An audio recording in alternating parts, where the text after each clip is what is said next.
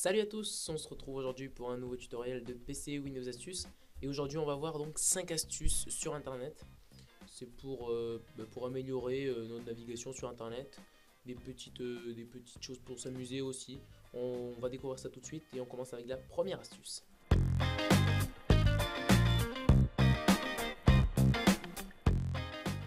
Comme vous aurez pu le voir, la première astuce sert à afficher les mots de passe qui sont cachés sous forme de petites boules quand on essaie de se connecter sur un site internet.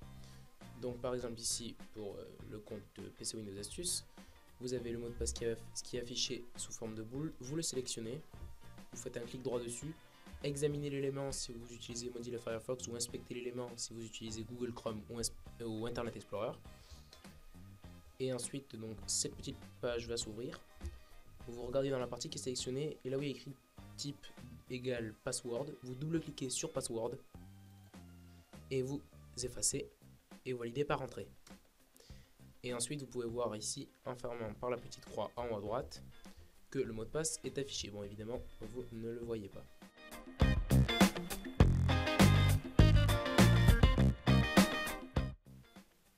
Donc pour cette astuce, on va sur internet, donc vous prenez le navigateur que vous préférez, vous allez sur une page quelconque, un endroit où vous voulez modifier du texte.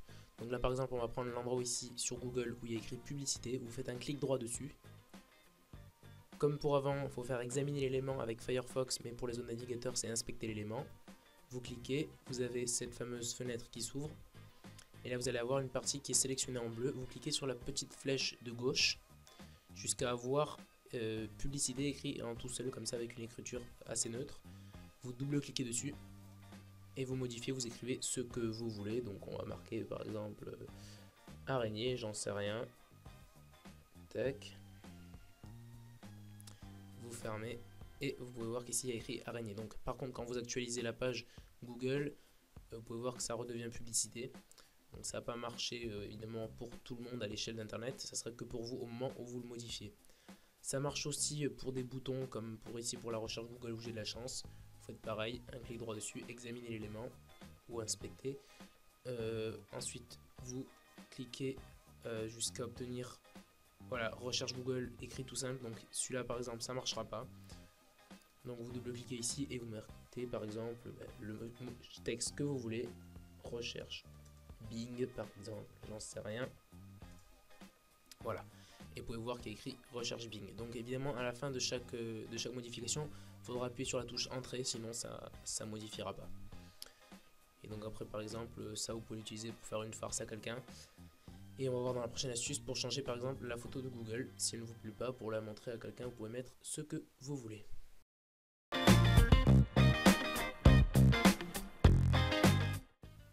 Donc on va modifier la photo par exemple là, de Google. Donc vous faites pareil qu'avant, un clic droit dessus, examinez l'élément ou inspecter selon votre navigateur. Et ensuite vous allez tomber sur src égale et des guillemets. Donc vous double-cliquez sur l'adresse qui est entre guillemets. Voilà, et vous effacez. Tac. Ensuite maintenant vous pouvez modifier cette image par l'image que vous voulez. Mais de préférence choisissez une image qui soit de la même taille. Donc ici par exemple c'est 491 sur 200.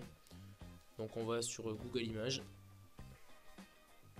Et on va taper, on va rechercher n'importe quelle image qui soit de cette taille là.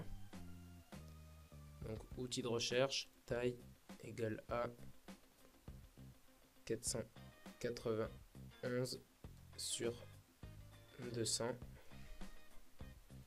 Voilà, donc on va prendre n'importe quelle image. On va par exemple ici un clavier d'une souris. Vous copiez ensuite l'adresse et vous la mettez entre les guillemets juste après src. Voilà, et ensuite vous validez par entrée.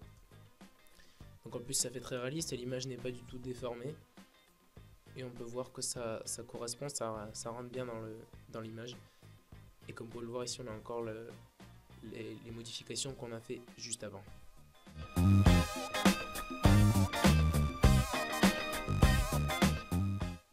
Donc pour l'exemple, on va faire ça sur YouTube. Vous pouvez voir ici, il y a une grosse pub qui s'affiche.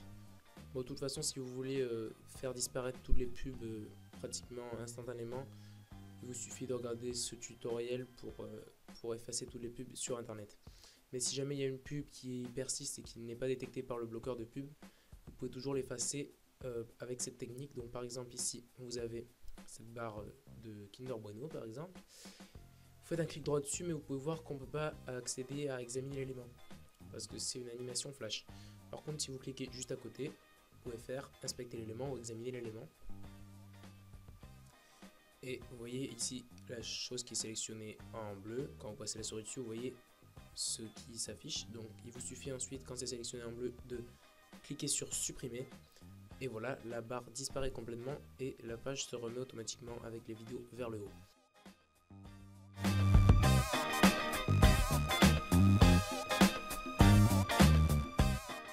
Donc cette astuce va vous servir si par exemple vous êtes sur une page sur internet et que vous fermez l'onglet.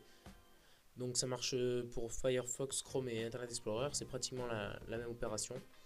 Donc vous faites ensuite, quand vous avez fermé l'onglet, un clic droit dans la partie des onglets, donc en haut. Vous faites un clic droit et vous mettez rouvrir l'onglet fermé. Voilà, et vous pouvez retrouver donc ensuite votre page. Donc pour les autres, c'est pratiquement la même chose. Vous pouvez voir par exemple avec Firefox, on va faire pareil.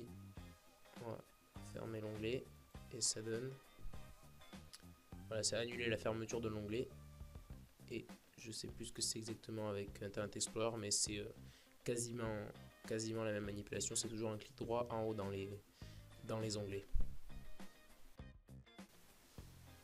Donc voilà, merci d'avoir regardé la vidéo. N'hésitez pas à l'aimer, à vous abonner et à poster un commentaire si vous avez quelque chose à dire à propos de cette vidéo. Et on se retrouve très prochainement avec un nouveau tutoriel.